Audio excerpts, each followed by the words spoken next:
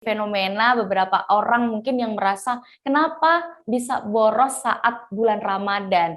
Nah, ini juga kita mau sharing-sharing nih Mas, bagaimana tipsnya untuk menghindari keborosan selama bulan Ramadan ini dan terhindar ya dari bokek setelah Lebaran nih biasanya.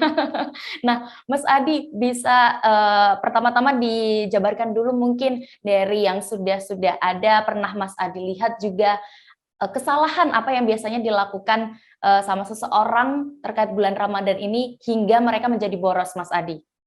Ya, Dea dan juga Tribuner sekalian, kalau kita berbicara masalah terkait dengan misalnya pemborosan ataupun hal-hal yang bersifatnya mungkin useless di bulan Ramadan terkait dengan tata kelola keuangan, yang pertama adalah karena adanya ataupun tanpa adanya perencanaan keuangan. Jadi, seseorang yang tanpa perencanaan keuangan di bulan Ramadan ini siap-siap ya. Mungkin karena secara psikologisnya kita berbicara ataupun misalnya sebentar lagi dapat THR nih selain juga misalnya gaji kita misalnya gitu. Nah, itu harus hati-hati sekali ya.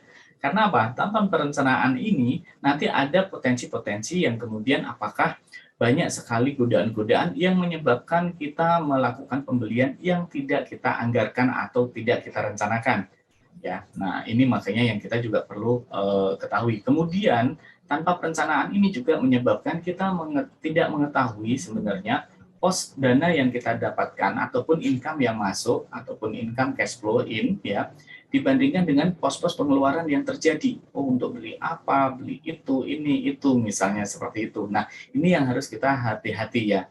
Kemudian selain itu juga adanya yang namanya pembelian masif yang tiba-tiba. Ini tidak terlepas dengan memang strategi marketing. Secara marketing sih sebenarnya dari produk maupun jasa nggak ada yang salah, mereka malah mungkin panen. Tapi kita yang harus juga punya benteng ekstra ataupun benteng yang lebih dari satu lapis nih. Saya mau beli ini benar nggak saya butuh? Saya mau beli ini harus sekarang atau saya bisa tunda? Nah, inilah yang perlu kita ketahui juga beberapa kesalahan. Kenapa? Kalau kita sudah terbiasa dengan terbujuk, tergiur dengan diskon semu, ini yang kadang potensinya malah kita jadi boncos ya, boncos ataupun tekor ataupun rugi, istilahnya begitu. Artinya bahwa ternyata cash flow kita udah raib sebelum Lebaran. Nah, contohnya misalnya bagaimana? Adanya misalnya diskon pembelian. Kalau beli 3 dapat 4 nih. Kapan lagi nih? Nah, bisa jadi kasus-kasus seperti itu. Tanyakan sebelum membeli.